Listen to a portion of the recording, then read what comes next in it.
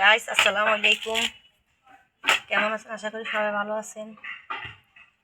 আপনাদের মাঝে ডাবগুলো হিসেবে ভিডিও ছাড়ছি, তো এখন কাটতেছি। কতটুকু পানিটা দেখেন সবাই।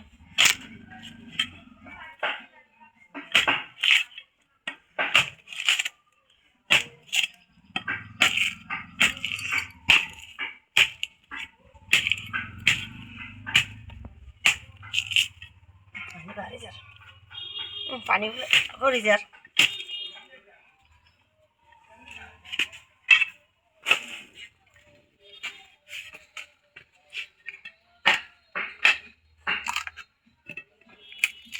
একটা কাটা হয়ে গেছে।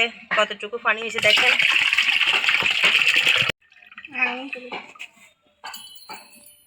তো দ্বিতীয়টা কাটলাম, দেখেন দুটোটার পানি কতটুকু হয়েছে।